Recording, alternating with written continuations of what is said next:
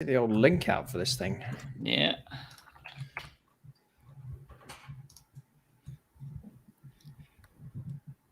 Episode 161, cracking on now. Thick and fast. Ooh. Thanks to everybody that randomly listened to our episode yesterday. We had like a huge spike in listeners on Sunday of all days, on January the 30th, a week since we last posted. So thank you to everyone who decided that was something they wanted to do with their Sunday afternoon. Much appreciated. They definitely thought it was new. Yeah, they got scammed, unintentionally scammed, but thanks. Yeah, probably. They probably just rolled in and was just like, oh, yeah, of course, another to get the VHA. But surprise, it's today instead. So we are recording at 5 o'clock Eastern time, so it'll be 10 o'clock UK time, right before the transfer window slams shut. Why bother with that absolute fraud Jim White when you can be with us instead is how I'll lead off. Yeah. We get just the odd random reference. Like we signed Undav and they put it at the bottom of the screen, and eventually they went to some lady that was nowhere near Farmer, and spent 10 seconds just reading off a script, clearly nothing about him. And then that was it. We never heard of the club again. Back to talking about will Jesse Lingard leave Man United, and hearing from Anton Ferdinand, who is just damning. Anyway, so yeah, here we are. We're actually going to talk about Brighton. Think about that. And the craziest thing with it all is that obviously we don't watch Sky Sports News here anywhere near as much as anyone over there does these days because it's not readily available at all. Have they even talked about USG this year, even in the quiet time? Because you would think that they should be, right? Like, that's a pretty amazing story to be going on, even if it is in the Belgian league. Like, I know for a fact that they were talking about Lille when they went on a mad one 2 years ago in the French league. So I'm surprised that they didn't have a little bit more than just the basic press release that Brighton put out there for Undav, given the form that they're in and him leading the line. Seems a bit nuts, doesn't it? Probably just don't get any money from talking about the Belgian Pro League, if I had to guess. Yeah. I mean, yeah. I guess where do you watch that Belgian Pro League in the UK? I mean, for us, yeah, we're laughing, but it's it's not one of the top 6 leagues, is it? And no. I think it started to catch on. Like if you search for it, you'll be able to find some really good articles on what they've been doing this year. But yeah, I mean, as for the man himself, I mean, like you guys said, he's a copy and paste of Neil Maupay physically. So maybe we'll just swap one in and one out and not use a sub anymore. An upgraded copy paste with an extra couple of emojis on him. It's like the Bella twins, one with the boob job and one without. Just where I was going, yeah. Undav is the one with them, of course, because he's massive. We've actually had a busy-ish day for Albion, to be fair. Off-fire gets himself a new deal that runs until 2024. Obviously made that start against West Brom in January in the FA Cup and was pretty good as well. Showed enough, obviously, to the team to think, yep, we want a bit more of what he's offering. And then we went ahead and grabbed a new contract for Sarmiento as well, which that's really big. I forgot that he was on such a short-term one when he first signed on. But I think everybody in their nan could see he'd showed more than enough and deserved a new deal for sure. 4 years as well. The Eldu brothers in the chat, by the way. Welcome. Yeah, long-term deal for Sarmiento and a good one, I think. Well needed. Do want to touch on one or two outside of Brighton, though. Christian Erickson does finally sign that 6-month deal with Brentford. Good for him. Good for them. Yep. Yeah. If you'd have told me at the day after he came off of that pitch for Denmark that he'd be playing for anybody, again, I would have called you a massive liar. I would have thought you were mental. So good for him. I can't wish the guy well enough. It was a surprise and a pleasant one that he's even capable of standing there on a pitch, let alone playing on it. Yeah. So it's of all the sides as well that he could go to, they play nice football. It's hard to really hate them. It's kind of a nice story. It'd be a shame if he went to one of the bottom feeders and you're like, oh, he's going to be in a relegation battle, because you kind of have to, and they still might be, but you kind of have to be in a side where if he goes to and he's going to play and probably put himself back at some level of health risk, right? The safest thing for him to do would arguably be just to retire and walk off into the sunset. But God, it could be such a nice little story. So it's a good one to see. It's interesting to see him go to one of the big clubs as well, where he wouldn't necessarily get any game time either. So it's a nice little middle ground for him. And I mean, everyone loves to see it, right? I think, seeing him not only back in that, but also like literally one of the best leagues in the world as well. It's a very nice story. Dank Larmatek in the chat. No Dan Burn to Newcastle on Instagram yet. That deal has been going on for a while, hasn't it? You would have thought that would have been pushed through a lot quicker, given that he is a fan of Newcastle. You would think he would sign just about whatever check they're going to put in front of him, considering it's probably going to be loads regardless. Flossie Gonk, welcome. Never seen that name before. Welcome to the chat, Flossie. He's gone to Danish FC, Danish owner, Danish manager, Danish teammates. Yeah, pretty much spot on. Nothing more to add there. It makes sense for everybody, and definitely wish him luck, as is the sentiment in the chat as well. I'll bring up one that's just currently on the ticker at the moment. It is Palace signing Mateta. Vieira has been desperate to get another body up front, even though, I mean, I feel like they've kind of got a few bodies up there, but there's another striking option that they have now, which is potentially half decent business. I believe it's a loan. I haven't seen enough details just yet to see whether they've got an option to buy, but it's a little bit annoying because he's meant to be a decent youngish player. Yeah, they've also been playing Edouard out wide at times, haven't they? Yeah. Which may be another thing. They may think that they need someone who's can do both, right? Like play centrally and have Edouard on the pitch at the same time. Which doesn't seem right. Edouard's not exactly sort of a lithe winger. I guess with Zaha being away and things like that, they had to make do. And don't want to hear about Palace. No, tough, Greg. You're hearing about it. That's entirely fair, though, Greg. You're right. So let's talk about Burnley. Weghorst, decent signing. Finally, they spent some money that they got for Chris Wood. But the real signing of the day for strikers was, of course, Dennis Undav from USG. 6 million quid from all accounts. I think like the most I've seen it rumored at is 7, which is outrageous amounts of money for a player at the caliber he potentially could be at. Bit of a Jamie Vardy, isn't he? In German format. He came from the 4th division of the German league to what is now going to be the Premier League in 5 years, and hit a peak way later in life than most players do. Most of them come through in the regular way, and he's really found his peak at 24 and 25 years old and just came out of nowhere onto the scene for USG, kind of like USG did in Belgium. Yeah. Obviously, the fee is helped by the fact that Tony owns both clubs.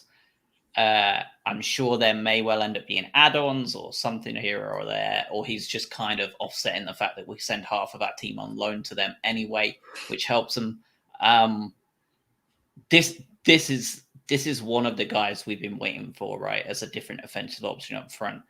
Similar height to Neil, but a very different player by all accounts. Yeah, we talked a little bit about Undav on a few recent pods, because obviously there's been the constant murmurings about bringing in another striker. He obviously, the fee there is lower, as you mentioned, sort of given the fact that his contract, I believe, was going to run out summer of next year, right? So they had to cash in to some extent now. But yes, you cannot deny the fact that having Tony Bloom own your club, where the player is coming from, probably helps grease the wheels a little bit in terms of what you're bringing in. It's going to be a big step up. The Jupiler Pro League is not the Premier League, but we've seen other players come from that league and come play from us with success. And he's going to come into a system and with a countryman, I At least Trossard used to play there. So there's going to be a level of sort of comfort there. If Gross stays around, he'll have another German on the team. So there's a bit of a setup around him that could be good. And again, regardless of how it works out in terms of him being a top tier performer for us, we've talked about this before. We don't need a quote unquote 20 goal a season man. If he can bring us 10 additional goals a year, that's massive, because we're not getting them outside of Neil and a couple of others at the moment. That's the thing, isn't it? Yeah, it's the option available to us. You know, we talked about it before, and having, you know, more pay and Welbeck up front and very sort of little other options otherwise. Adding this sort of another prong to the attack, shall we say? Potter loves mixing things about as well with the tactical gameplay and the tactician that he is. Yeah. Again, just gives him another weapon in his arsenal to try and unlock what we're trying to achieve. So really good. Like you said, going from the Belgian Pro League to the Prem is no easy feat. It took Trossard a couple of seasons, should we say, at the most. There may be a period of adaptation there. But, you know, it's exciting. You know, what is it? 27 goals and or assists in 25 at the moment. I mean, he's clearly on a roll. So be exciting to see it, but he's got to win the title at USG first. Here's the question, though, I think, which is the other piece that comes around to this. The fee. See, you talked about the fee, right? 6.3 million. We paid just over 6 million for Abdullah Sima, who's, you know, was at Stoke, injured, back at the club now doing rehab. We paid 4.5 million for Sherpen, who sometimes doesn't make the bench. I still think we look at a striker in the summer. I really do. I still think they look or a supplemental winger that can bring you goals. I don't think this is the end of this. I know he doesn't arrive until the summer, but for £6 million, and he's probably not going to be demanding a massive amount of wages, I think it's one of those ones where you're like, well, why wouldn't we do that? I think that you're possibly right. I thought this in the summer, that they wouldn't do it, that they would definitely be in for a striker, and they didn't manage to get one over the line. The only reason I say that is I suspect that they will be looking at Mitoma to be one of those players to contribute goal-wise. That may well be that extra option that they're hoping to bring forward that wasn't, you know, Percy Tau was supposed to be one of them. He definitely didn't do it. Lacardia, Andone, all of those just dross that didn't come in and do anything. I think they're probably hoping Mitoma may well be one of those other players that come in and do that. And have enough points on his visa to be able to get in at that point. Will he? Yeah. From what I can gather, he's got it now. Yeah. They just don't see any need to bring him over. I think that I would still like to see us get one. You know, if we're getting Connolly out and Undav in, we're still rather light, especially with Welbeck perennially. Exactly.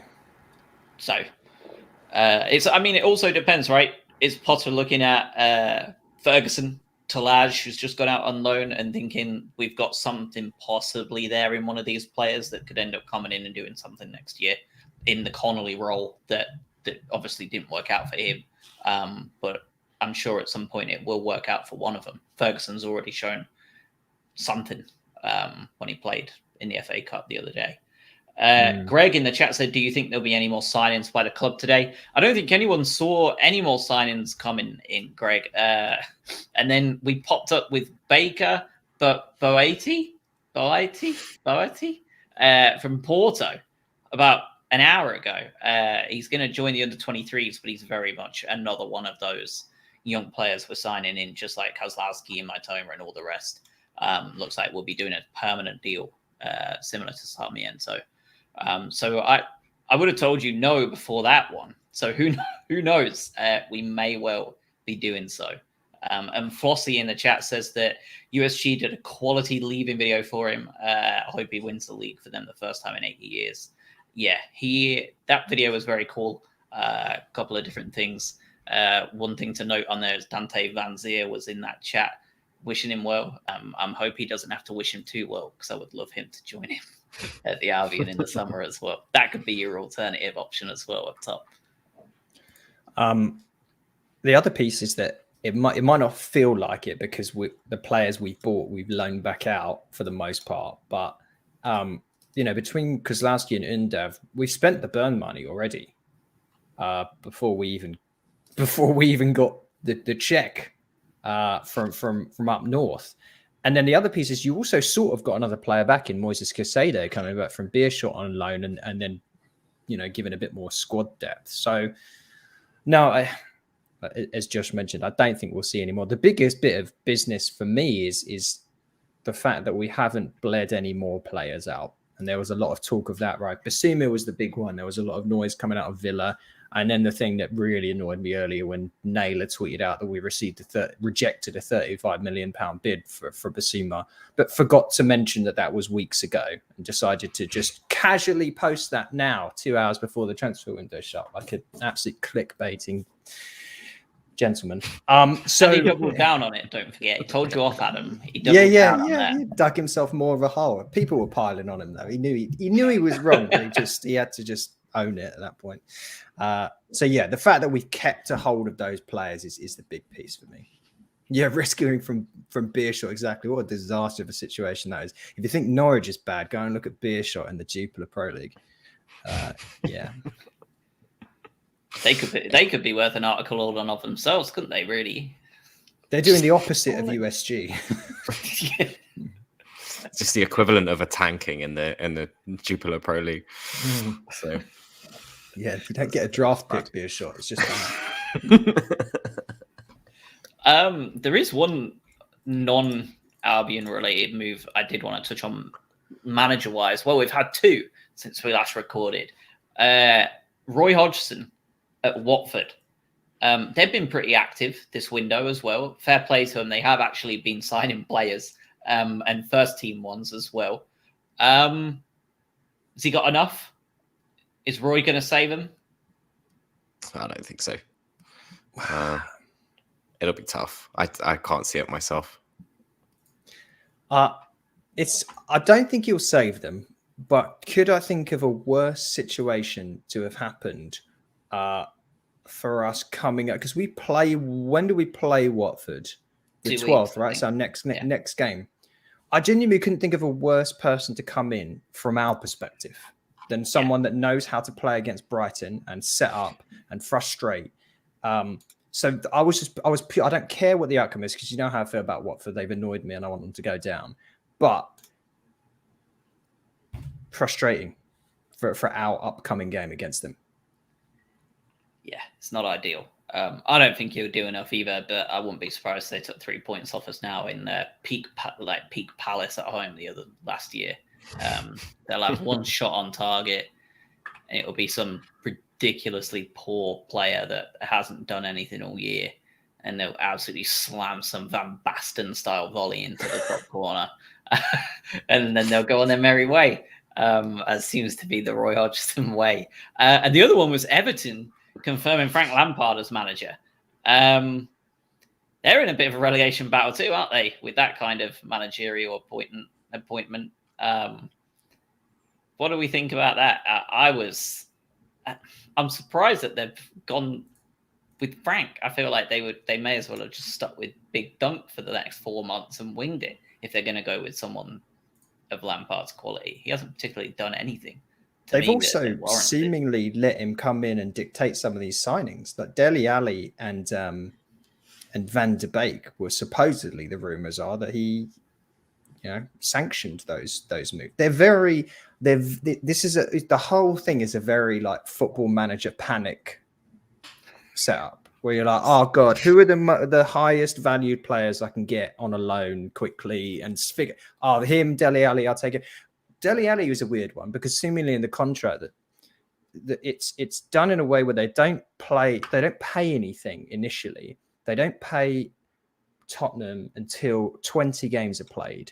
But because he's cup tied, he can't actually play more than 18 games for Everton this year.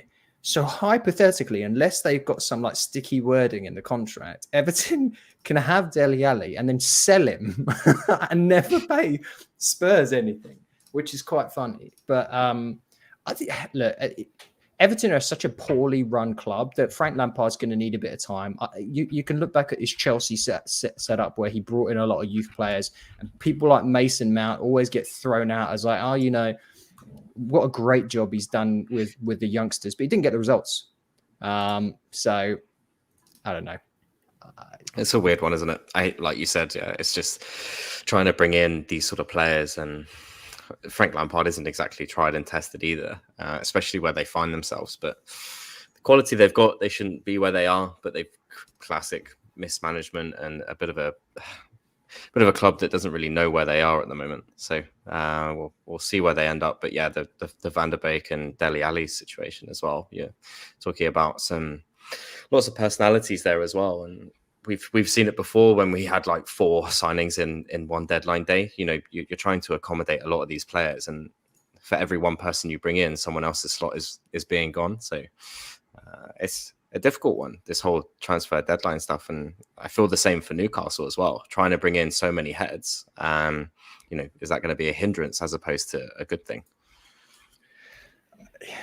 Yeah.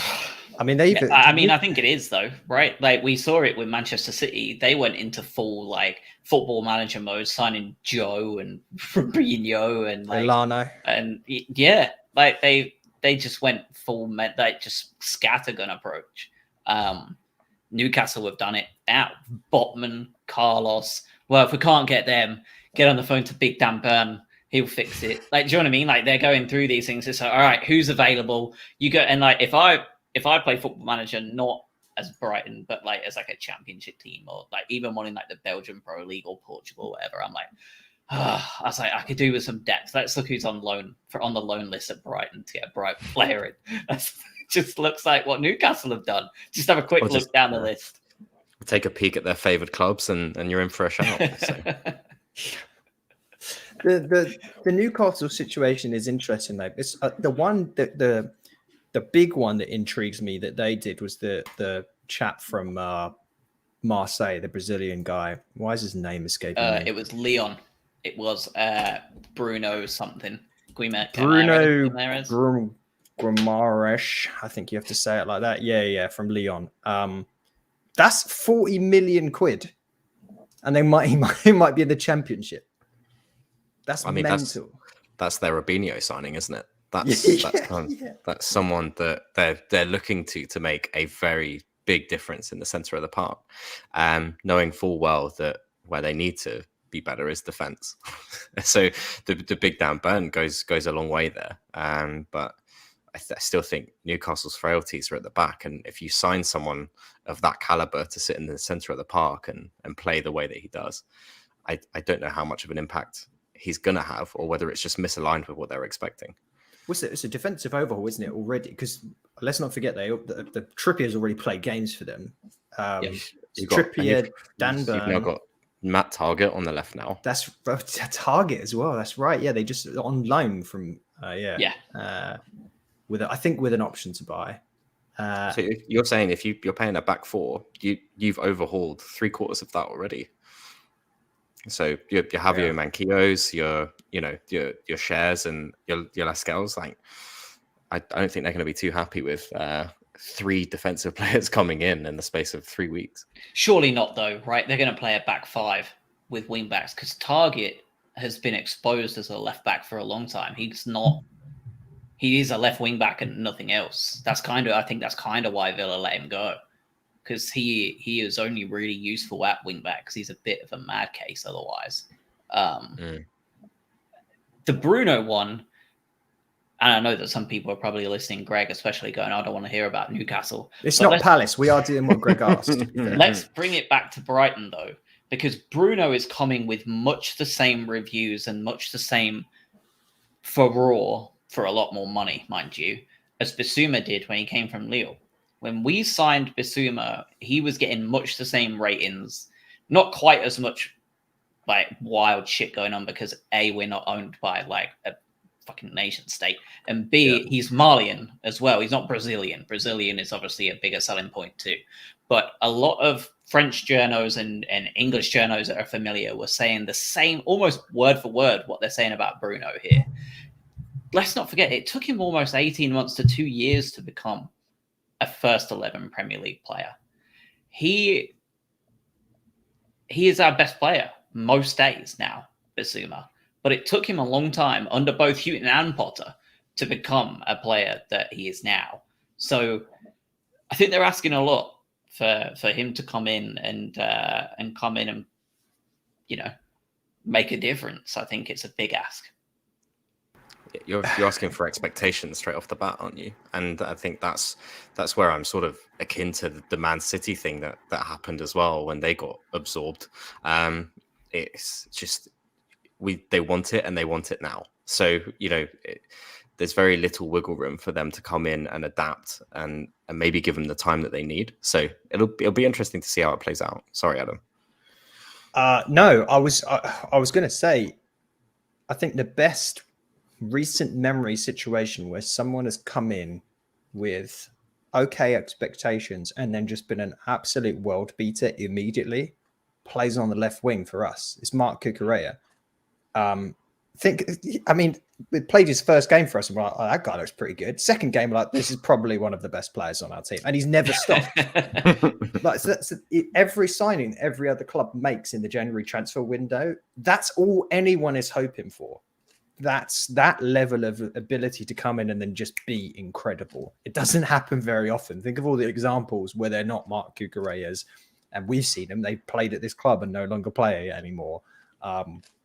Yeah, it's a tough one.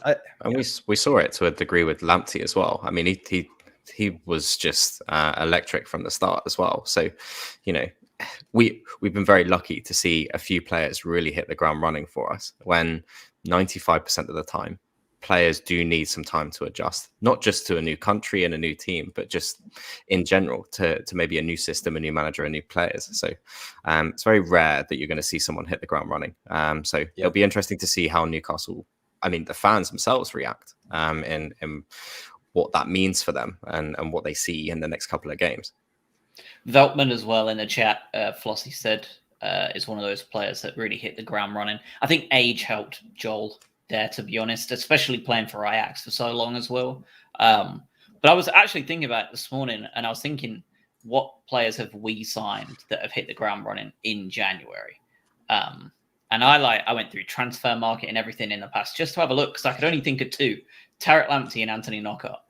And I still, even looking through the names, there was no one else really that hit the ground running. And I know we're not a big January signing anyway. But two things: Longman has now officially signed a 3.5-year deal at Hull, 750 grand, with looking to be doubled that, depending on add-ons, I imagine, goals. And Louis Capron, I'm so sorry if I've absolutely murdered your name. You are excited to catch us live. Me and my dad listened to you guys for a year now. Well, welcome to the stream. Very happy to have you. We're way better after Josh does 4 hours of edits and cuts out all the crap that we say. So yeah, you're great. The other thing we've got a Knockaert mention earlier on Sky Sports News. Wes Morgan was asked a question. It was like, who can you think of any player you played with in the past that's come into the club and sort of surprised you immediately with their ability and attitude? And everyone he could have said, he said Knockaert. When he signed for Leicester. So another little shout out for the club legend. Yeah, I would love to see him continue to do well, but he's just fell off, hasn't he? Unfortunately, he's had a tough time in life. So it's yeah. What is he? He's back at Fulham now, isn't he? It must be hard to get into that Fulham team that's scoring 7 goals a game. So they're the absolute cheat code at the moment, Fulham. I know we're completely off on a tangent altogether now, but it's ridiculous. It is. No, it is. Yeah. I don't know if there's been a team score this many goals in this many games in the Championship in a long time, if ever. It's outrageous. Mental. Yeah, it's nuts. I do want to close the loop on the Newcastle piece, though, because, again, I still don't think we've had confirmation come through that the Dan Burn piece the signing has actually fully gone through. Maybe it will happen while we're talking. Well, they better hope it does. If not, he's got a long drive back, hasn't he?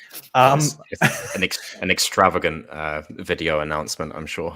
Yeah, exactly. It takes a long time to pan up, doesn't it? To be fair. Stitch all those pictures together. Yeah. The other piece that we probably need to just think about with Newcastle is is the Ashworth rumours? My thought on the Ashworth thing is, if that is going to conclude, they announce it after this window, because he may have said if he is going to go to Newcastle, he goes, look, let me finish out the January transfer window and then I'll come to you guys. Conflict of interest is gone. I've done my task here. I've already promoted the guy's name who escapes me to work underneath me.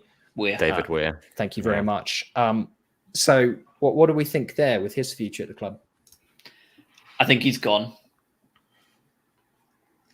And my thought is that Weir will hold down the fort between now and the summer.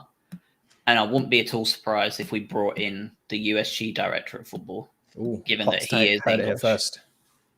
Given that he is English, right? I think it's Burgess, or is that the manager? But he is the director of football over there is English, and knows all about the way it works. Wouldn't shock me at all if that was a decision that we decided to make. Maybe even send Weir the other way to kind of continue that. You know what I mean? That way that he's doing things. It's already been set up. We're already in a great spot if we lose him. You know, we've been told since Gus was around that we've always wanted to get processes in there, systems in there, everything involved without like an individual piece, right? Like we've always been told this is the way we're doing it, regardless of who comes in. We've got an identity. This is what we're going to do. We're going to follow the processes. We're going to follow the data. You can bring in another director of football without anything too wild changing nowadays. I think he's built us the platform, and it's took a couple of years to do it. We've already reaping the benefits. I don't know. I just think I could argue that as time goes on, Ashworth's role gets less important because the foundation and the structure is so consistent and built in. Here's a stupid point to make, because I love everything you've just said, and if all of that comes true, I think we should, you know, this is it's big moment for the pod. Remember where you were when you heard this. How does that happen then? If you're Ashworth right now, and Newcastle are out signing who knows what, surely he has to tick the box and say, I'm okay with this signing, unless he sat there at Brighton, bringing in Under, failing to get the lad from South America to come in. And then Newcastle are just going, you know what, we'll have Dan Burn, Target, Trippier, this guy. And he's just sat there going, no, I'd hate that player. Surely. How do you then reconcile the conflict of interest? Maybe it's just a point for another time, but yeah. There was that interview that Ashworth did a couple of years ago, just around what his roles are in the club as well. Just in terms of, helping to get the manager what they need, as opposed to making those critical decisions. I think it's like the director of football roles a lot about the medium to long term, as opposed to what they're doing. You've got Target on a loan. You've got Trippier that's 31, 32. You've got Dan Burn who's 30. Maybe it is a case that actually he doesn't have a say in this at all at the moment, but when he does come in, he knows that the medium-term ambition is X, Y, and Z, and there's a blank checkbook to go. So who knows? I mean, do we know? I mean, we've heard about Ashworth and how much he does for the club in sort of in the background, but how close is he to these signings? And does he have to have a personal liking to him, or is it just that Potter likes him, so his word is gospel? I mean, as far as I'm concerned, and I'm about as plugged in as I can't think of something that isn't very plugged in. But that it's a consortium. But as far as I was concerned, it's essentially led by him when we make signings. But Josh probably knows more about this than anyone else. I know as much as you do in that regards. That's from what I can gather, they really do mean it when they say that Potter, Macaulay, Winstanley, and Ashworth all put their heads together and come up with the list. I think it's on Ashworth to do the majority of that, the negotiation side, though, probably. Along with Graham, when they get brought in to do the meet and greet, right? Like Graham will do the wowing, which is hard to imagine. Graham Potter doesn't seem like the most amazing bloke to meet in terms of wowing you with a club, but God, I'm not gonna criticize him too much, given that he's as superb as he is. He wows in a cerebral fashion, maybe not in a over exuberance. Yeah. Here's a hot take. maybe we just gave David Weir a raise and a new fancy title just to keep him away from Everton with the flux that they're in and the fact that they were showing interest. Yeah, maybe it was just to keep away from him because we don't want him going to a team that on the down low we're probably viewing as a rival now. The Premier League position for now, yeah. You kind of, I mean, they certainly wouldn't see it that way, but I mean, no, of course not. But yeah, I mean, they are, yeah, they are. Because money wise, of course they're not. They're miles ahead of us. Like Villa and West Ham and that group are just not. They're not comparable. But I suspect the club don't see it that way.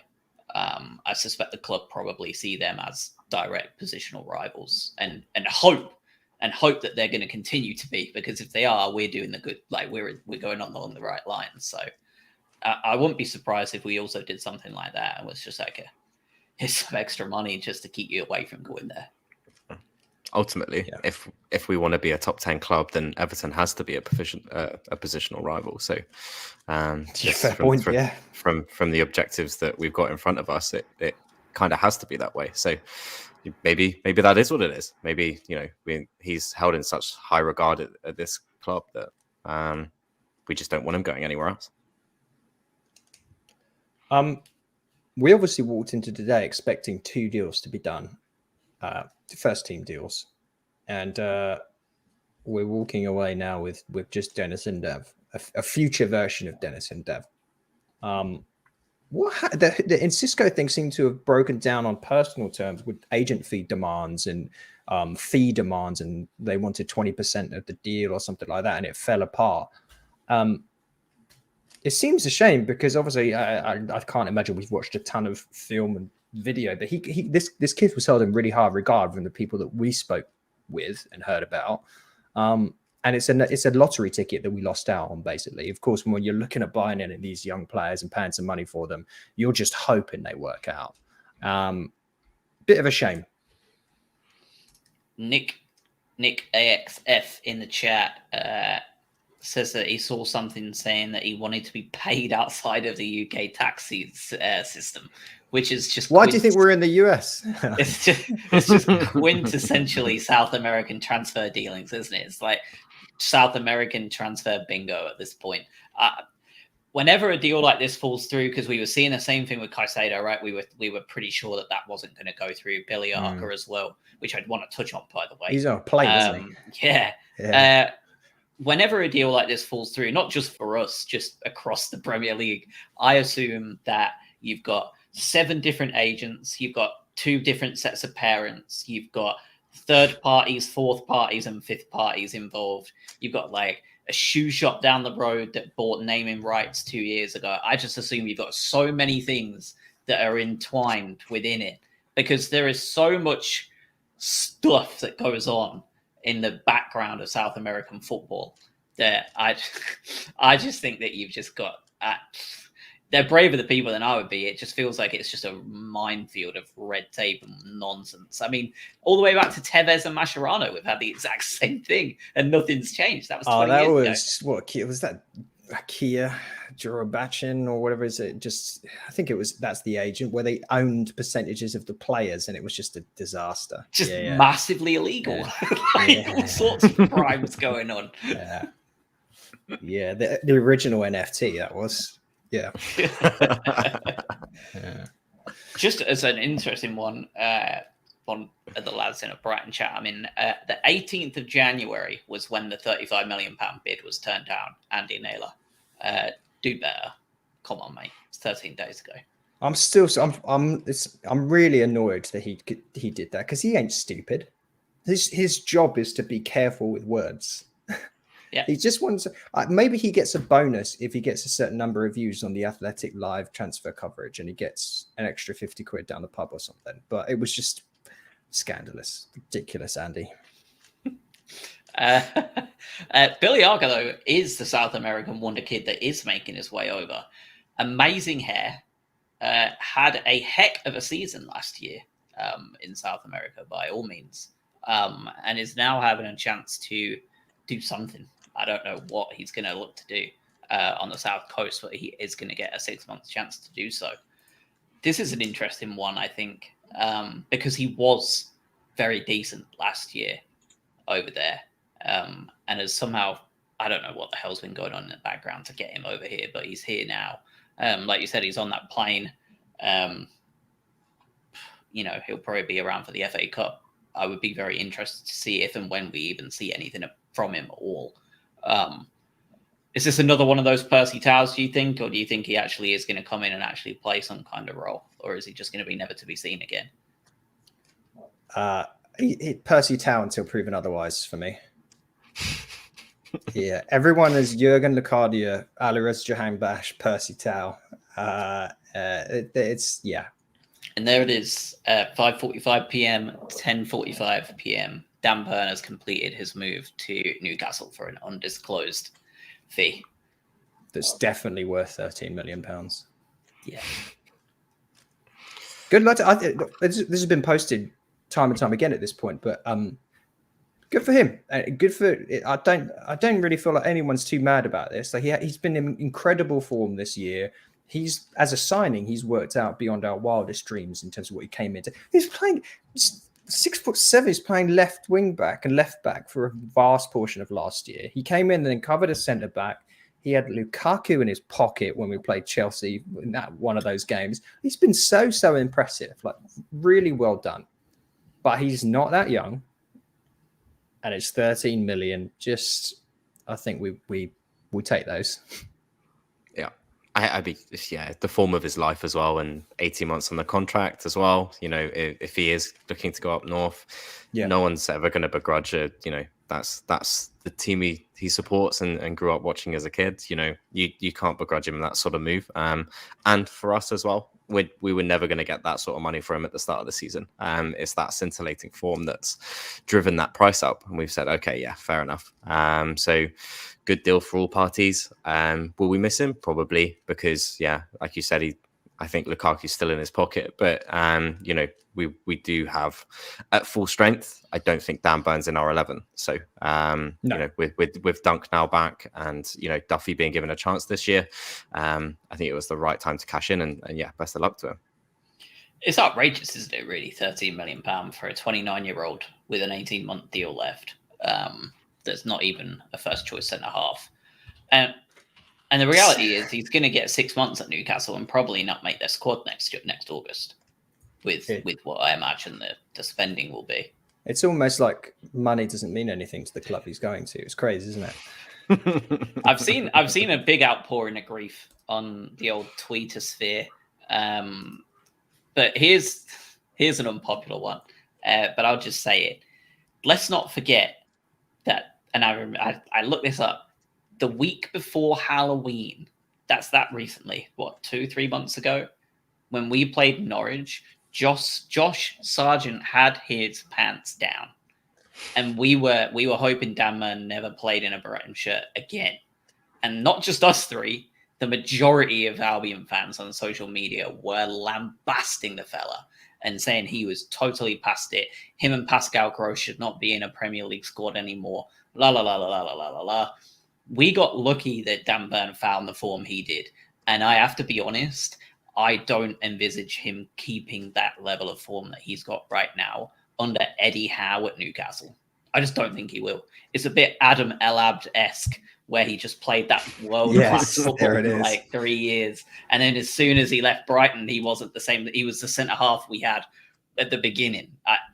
I think Dan Burn, however much I loved him, and I think he's, what he's given to the club for what we put in is outrageous. I don't think it's anywhere near as big of a loss as people are making out to be. It's the definition of selling high. Like we're selling when his valuation is as high as it essentially can be for outside of the contract piece. Like he's playing as out of his skin, better than anyone could have expected. And yeah, you're right. I remember specifically saying I can't watch Dan Burn attempt to tackle anymore. There was a few games where you just thinking to yourself, this won't end well. And he just turned it around, didn't he? And just went on this absolute tear. Good for us, good for him. All's well that ends well. Again, we've already spent the money. So we'll see. I'm maybe this brings us around to what people think, and it'd be interesting to see what people say in the chat as well, and what you guys think. The state of the team right now, because unless a swan song potentially from Ashworth in the next 11 minutes, we're not bringing anyone else in, and no one else is leaving. This is the team we're seeing the season out with. What concerns, thoughts? Happy with it? I think at the beginning of January, or like maybe mid-December, we were clamoring for signings to try and turn this this very awful spell around. And then Christmas happened and January's happened. We find ourselves in ninth position. My personal goal for January was, let's not let Basuma or anyone else go. Like let's keep it down to a minimum. As if we're not seeing ins, then we shouldn't see outs. Let's keep this team as we're going. So that was, I think I agree with Potter right at the start of January that it was like, okay, let's just make sure nobody big leaves. And I think we should be okay. We started talking about this a couple of weeks ago, where this is the first season where we've really not been looking over our shoulder that much. It's now about progression and tangible results to show that we're better than last year. The stats told it last year, but the results didn't. We're now starting to see the stats and the results roll in. So riding that high, keep the team together, see what they can do. And then in the summer, you bring in Undav, you bring in Matoma, you bring in the extra reinforcement. I think I'm happy if it ends here, which, with it slamming shut in 9 minutes, who knows? But I'm glad that we haven't lost anyone that's pivotal to the way that we play. Nailed it. Nothing to add really on my side. Undav is the icing on a cake I didn't realize we were going to get. We're pretty much already safe, which is very privileged to be in that position at 22 games in. We are in such a strong position that the idea of not getting another 5 to 8 points is just incomprehensible, really. Draw specialists that we are, we could easily draw another 8.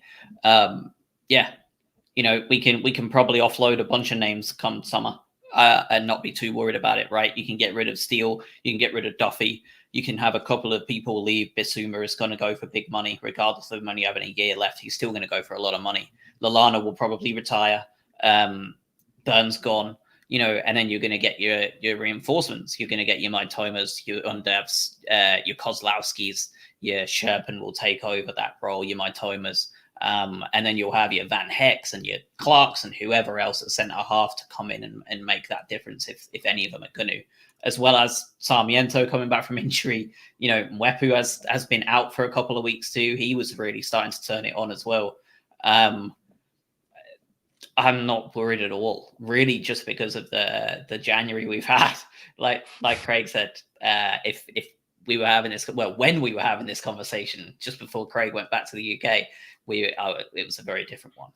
But yeah, as long as it would have been a different conversation, really. If we'd have lost Basuma, I would have been a lot more unhappy. But yeah, and we talked about this before on other pods. The games we played without Basuma, the side haven't embarrassed themselves. Like you're always going to miss a player of his quality. And yes, in some instances, we played some weaker opposition, but did well, survived, got points where we needed to. I generally agree. I broadly agree with what you both said. I think where I'm a little bit more nervous and people are bringing this up in the chat. And I said this earlier, two of our quote unquote best players of our team are famous for being injury prone throughout their careers, in Danny Welbeck and Adel Lallana. You've seen the difference Danny Welbeck makes when he comes in and plays in this team. He has quality and he changes how we look at from an attacking standpoint. His hold up play, his quick deft touches and passing, fantastic. If he were to go down, and now, as you mentioned, Sarmiento is out for a while. I worry about how toothless we could potentially be up front. I think you have the depth for if Lallana goes out. I think he's a great player, but with Alzate coming back and providing a little bit more cover as well, that's been great to see. And then the only other piece is what happens at centre back now. But Potter's biggest asset, you could argue, is the ability to put players in positions. We mentioned this with Dan Burn, that they otherwise wouldn't have dreamed of playing, and for them to excel in them. So we've seen, and maybe excel's the wrong word here. We've seen Gross play right back. So even if Duffy went down with an injury, Dunk got re-injured, Veltman's going to come across to centre-back. We saw Cucurella play a game at centre-back, and he did really well because he's an outstanding player, in which case, okay, we'll bring Solly March to play back at left wing-back, and then we'll move someone else right wing-back. There's ways around this, and they're betting on the fact that obviously we can see out the season without an implosion. And even if we have a level of implosion, we're not going to get relegated. And that's the gamble that's been made. So I agree with you. I just put a little asterisk on it with some injuries. We don't have those games in hand either, which is big. Yeah, we don't. Which is going to be an injury minefield as well. I think for some of those teams, we don't have back-to-back games like Burnley with like 4 games in hand, 5 games in hand. Even like we don't have that. We have a couple. And if we were to lose to Spurs this weekend, you could just say that it was the equivalent of going on a longer cup run, right? With the 2 games in hand that we're going to have to play, it's nothing major. And we have such a wealth of centre halves available to us come the summer. Hayden Roberts should be rubbing his hands together here as this is my chance to grab one of those spots ahead of everybody else, because everyone else pissed off on loan. So if there's ever a time for a player to come in and be like, I was here first, like I've staked my claim, now you guys have got to do the same. This is a hell of an opportunity for Roberts. He will get one.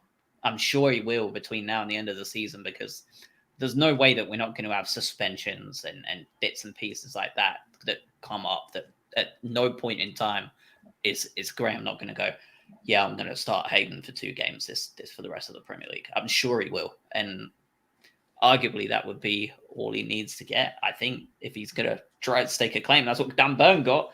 And he went from someone that we didn't want to see him in a Brighton shirt again to half of Twitter in tears. So similarly, it could be all he's going to get as well. I mean, it's up to the player and what he does. He's clearly talented and he's on the bench a lot.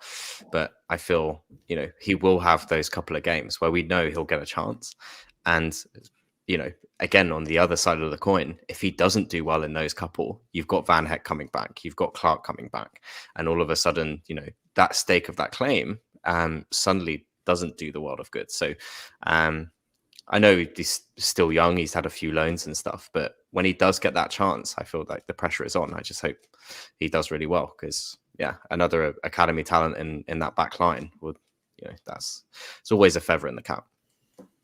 Yeah. And up front, I tell you, I'm going to be keeping, and I recommend any Albion fan listening to this too, keep an eye on Cambridge United now, because that's the team that Tolaj has gone to. And whenever he's been injured twice, I think, as a youngster, but he has had a real knack for finding the net in the under 23s quite consistently. He's 20 now. This is a make or break 6 months for him too, because if he gets to, the end of the summer with nothing, with, very poor at Cambridge, that's one thing. He bags 8 to 10 goals between now and the end of the season. I wouldn't be surprised if you saw him getting some kind of, in the same way that Ferguson is right now, those bench spots. I wouldn't be shocked if he was the one who got those options, and he could be another name that we look at as we don't need to go out and sign a striker. Tolaj is like 6'2" and 21 years old and has just played 6 months in the League One. Let's see what he can do as, behind the others as an alternative option with League Cup games, especially at the start of that season. Yeah. Again, all of these is just, if one of them hits, it's just a big win, isn't it? But I do. The club sets itself up we aren't set up in a perfect way for youth intake. That's changed over the years, I suppose. But it's not like we're this machine that churns out incredible youth candidates on a regular basis. There are clubs that do that. But clearly where Bloom has set us up is some of the deals that you're seeing, which is Jakob Moders and Kozlowski's and potentially Undavs, but those players that have come from those lesser leagues, and then we sell on for a fortune and repeat this cycle, but increasing our abilities by 1% and 2% each time. So I suppose that's my way of saying, like, I'm excited about some of these players that we've already signed that are out on loan and not at the club right now, that are going to be the next Basuma, that we signed with hopes, with a decent-ish basic reputation, that we sell on for a crazy profit in the future, or even better, we sign him to a massive contract because he believes in the mission of the team. Yep. And you're already seeing it, aren't you? With the teams we've got, Cucurella is already on that list. Yep. Lamptey is on that list as someone who's going to be sold for a shit ton of money. Yep. McAllister is someone who's going to be, if we keep him for a couple more years, we could end up getting him a decent profit on him. There's a bunch of them. There's a bunch of them already. Jakub Moder. He was the original Kozlowski. There's already there. Apparently, he had a bit of a hand in that deal, but it isn't just like a reference saying, I read something somewhere, the city's amazing, the club's incredible, Potter's awesome. Like, come and join the club. Like, you'll like it. So we've got our deep sleeper agents already out there. It's interesting. And all of these sort of European names that we're looking to go out with, maybe a little bit more profile, you do forget, and I'm guilty of this, you do forget about the Van Hecks and the Cadras and those that are applying their trade in the second and third tiers of the English leagues, where you saw Ryan Longman go today. That's up to 1.5 mil that we wouldn't have had before. We start talking about, I guess, more of a business model. You hate to say it, but in having these academy prospects come through and start making us money almost in a passive income basis. Obviously we were once a smaller club in that way that benefited off of that sort of thing. But when you do have the Van Hecks and the Cadras, and if Blackburn do come up, are we going to sell them for 6 to 8 mil? And that's money that we wouldn't have had before, that you can then start investing in more higher profile players like the Undavs, like the Kozlowskis. So there seems, obviously there's a plan in place, but it just seems to be so much more evident now than it does a few years ago, to me specifically, that clearly this is now working, and that academy that was built what feels like eons ago is now starting to have a real impact on where we stand in the game. Yeah. It does feel, though, and I know everyone likes a big splash to be made of a signing, but that's never going to happen in January, especially at Brighton. But depending on how this plays out, if the side finishes at a top 12 position, let's say, there's a big signing has to be Lewandowski to Brighton this summer. Yeah. I mean, look, all we've got to have is Jakub Moder to say a little word saying Brighton's a nice town to live in on international duty, and he's here. If he wants to play in the best league that's all you need. Yeah, you can room up with Kasper and Jakub. It would be lovely. Like they're staying in a hostel or something. One Skoda between them. Yeah. That'll get him his Ballon d'Or that he's desperate for, won't it? But no, as in my point saying is, I think next time we do one of these ones in the summer, I think that we're almost compelled to have to sign a big name at that point, regardless of the system, regardless of the setup, especially if Basuma walks. There's a splash that would have to be made. But we'll see. Especially if Lallana retires, which I think he probably will. So you've got Lallana and Basuma leaving in that centre of midfield. I think there's gonna Welbeck possibly as well. Yeah, I think you're gonna, especially in that midfield, I think you're gonna see a big signing made. I wouldn't be shocked at all if that's what happens. So I tweeted it earlier. It's doing well. Lots of people liked it, so I like the validation. Thanks, guys. We've got about 65 million quid this summer in January put together with Dan Burn and Ben White going out, and those. I mean, we got rid of so much dead wood in the summer, but we didn't really get any money for most of them. I think we got like $1 million for one or two of the others. So for about 65 million, we've signed Cucurella, Mwepu, Undav, Kozlowski, Seema, Sherpan, and Maitoma. Adam hit it best. You only need one of those to hit, really, and you're already doing excellent work because you're recycling Ben White as one of those young players that come from nothing. Kukurea alone is going to make a chunk of that, a large majority of that money back if we were to sell him in the next couple of years. We're going to sell him to Newcastle in 3 years for 65 million. It's all the money back. Exactly. Right. Like, so say we did though, and it's not out of the realms of possibility with the type of player he is. Everyone else is a free hit at that point. I don't think if Undav isn't on that list, I have more complaints than I do now. Yeah. Because the fact that we still didn't invest in a striker would have been very disappointing. But the fact that we've gone and got one, and for the price we did, it makes it so much easier to watch this team between now and the summer, knowing that we've already got a striker reinforcement that we desperately needed. And I'm sure, like you both said, it's probably not the only one that will be coming in. Probably. And there was worse strikers, worse names we could have brought in than Undav. Like we were talking before, like drooling at the idea of bringing him in. Especially when we were in the doldrums before we went on that nice run. We were like, who could we bring in? Oh, if only we could take Undav. But they're in such great form, they'll never let him go. It's there's reasons to be very optimistic here. Yeah. And I'm excited to see Seema too. By the way, of course. I didn't mean to steal your thunder. Yeah. No, slammed. Fabrizio has confirmed it. Here we go. It is indeed. I know this is irrelevant too, but to this podcast. But I do want to quickly touch on the Aubameyang thing just because I find it funny. It's worth it. It's worth finishing on such a note. Because it sounds like they just got the deal done right at the end. Because it's funny for a number of reasons. I'm sure everyone listening has been tracking the fact that there was rumors that he was going to go to Barcelona on loan. And he turns up in Barcelona. That neither of the clubs knew he was going to be there. Then there's embarrassment. Then it says, the deal's fallen through because they can't agree on wages. So then the statement comes out from Aubameyang's people saying he's just on a family trip. Yeah, all right.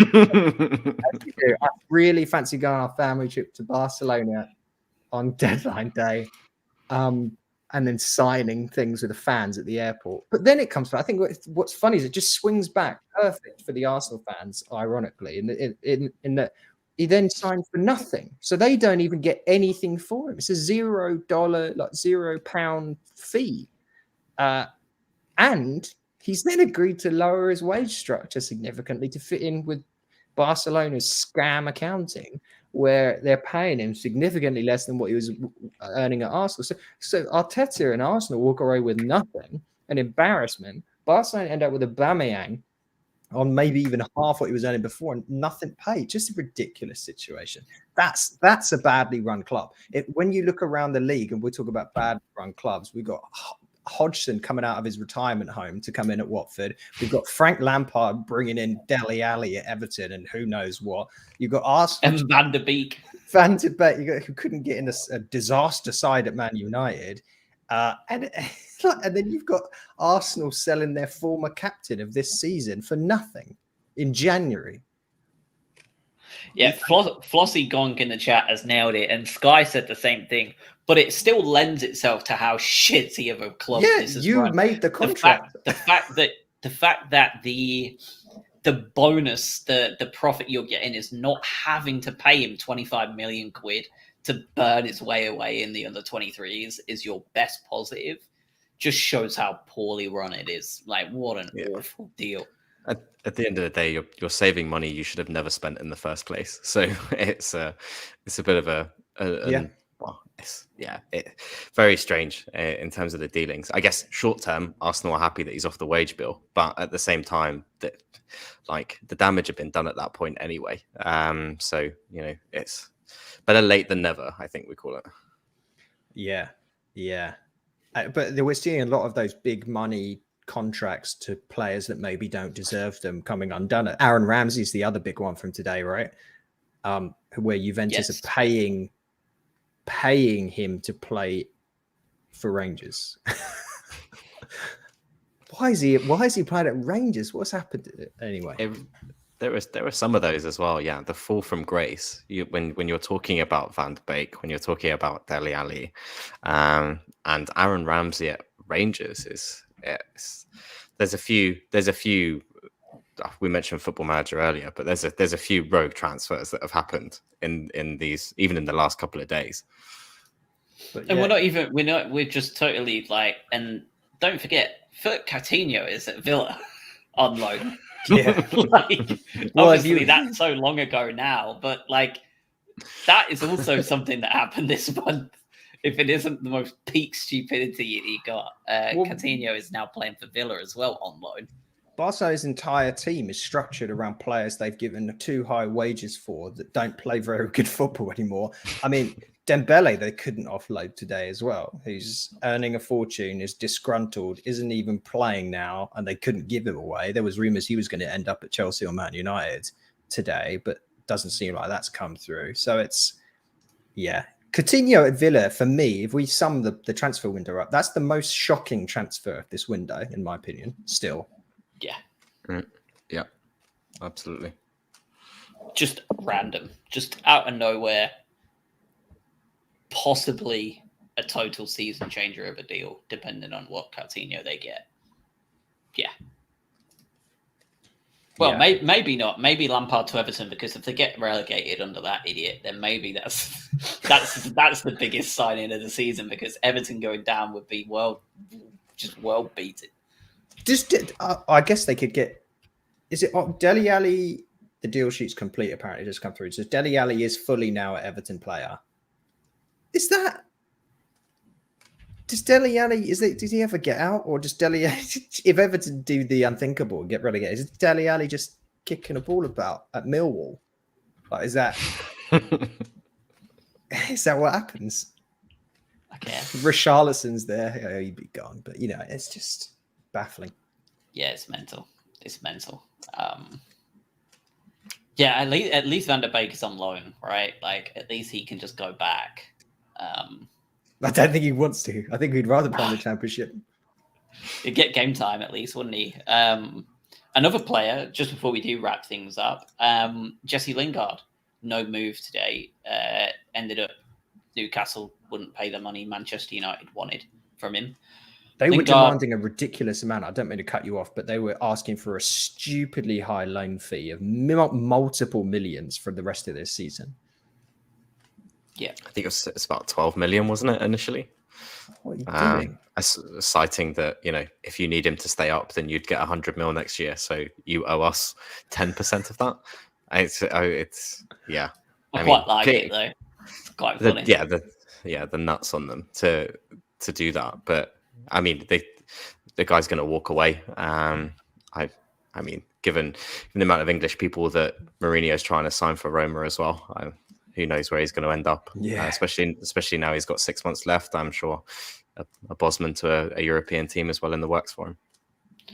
Yeah, he may well end up getting himself in the shop window regardless, right? With everything that's gone on these last 2 days, with another Manchester United attacker, Mr. Mason Greenwood. Honestly, the less said about him, the better, because it's just so fucking gross. He's just a piece of shit. But for Lingard, that's a space on the bench that he maybe wouldn't have had before. Possibly rotation starts, especially in Europe, that he may well have got in place of that idiot. Well, no Greenwood, no debate. If Lingard doesn't see this season out playing relatively frequent football, Manchester United are even bigger idiots than we know they are. Yeah. Well said. Yeah. Right. Yeah. And maybe that was their reasoning for it, for putting that kind of money or price tag on him with the other two. With one of the deals going through and the other one happening as it has, maybe they're just like, do you know what? I know we'd said we were probably going to do it, but now we're just going to be pricks about it. And what are you going to do? And go from there. So I think that's probably what happened. Well, that's everything on my side. The window is slammed shut. Albion are done, as they should be. I don't think there's any need for anyone else to be coming in at this point. So yeah, I think we're good to wrap, boys. Hey, we traded Dan Burn for one potential young, incredible player and one potential very good striker. We'll take that. Yeah. So that's a good window. I mean, yeah, the whole transfer deadline thing gets everyone worked up about this big name signing, and the whole social media blowout of your club participating in this nonsense. But as Adam said, it's a very smart and tactical window. I don't think we needed to see anything else. Yeah. I nearly didn't credit Naylor for tweeting out basically exactly what I just said there, because I now dislike him, but there's his credit. He doesn't deserve it. All right, boys. Thank you, everybody in the chat, for hopping on. Hope to see you again next time whenever we post Spurs in the Cup. Hold the phones. Sherpin has joined Ostersund on loan until the end of the season. Ostersund? Yeah. No, sorry, not Ostersund. A side that has letters that look like Ostersund, but they're in Belgium. Oh, Oostend? How do you say it? That sounded a bit. Yeah. We can edit that. Cut that out. Yeah, that's gone. I just when you said it, I thought you would like Potter's old club. He's back to Potter's. Yeah, he's back. No, he's going back there. Yeah. Yeah, no. I see it. Oostend on loan until the end of the season. They've been talking about doing it all window, hadn't they? So good. Get him regular game time. Even he wanted to go, didn't he? I think he was fairly outspoken in going out on loan. So fair enough. Yeah, sounds like ousted. So that's very apt. But that's what you want, innit? You want players who want to play enough to go out on loan. He was never going to be anything more than a backup, with the fact that we're deep into the cup now, stuff like that. So you've now got Sanchez, Steele, and I imagine McGill now as the three goalkeepers. So I mean, I don't see a problem with that. I think, again, asterisks aside, if Sanchez gets injured, we're then, I mean, regardless of whether that happened and we have 50 goalkeepers, that's still a hit. But I'm glad that he's getting time out. Belgian first division as well. I'm sure there's a decent level. As long as he's starting, I think we should be happy. Yep. He's already played a full year in the Eredivisie before he came to us as well. So it's not like he's arguably taken a very, very mild step down. Hopefully Undav doesn't score too many against him with assists from Matoma. They take it easy. I hope they do. I hope they put like 12 past him. Just to send a message just so like, this is you're going to be happy to see us on your side next time, Kiel. Well, yeah, or it's just we'll then get into a situation where the players that we send to Belgium come back with PTSD. He'll join a little institute with Moises Caicedo, where don't let them send you to Belgium. It's like, hello, my name is Kiel. I played for Euston for 6 months. Yeah. All right, boys. All right. That's it. We're good. Have a wonderful rest of your week, everybody. Cup season is coming around. So Spurs up next, and then the Premier League finally back in action after that with Watford and Roy at the wheel. So, yeah, have a good one. Be safe. Speak to you next week. Cheers all. Thank you. Thank you.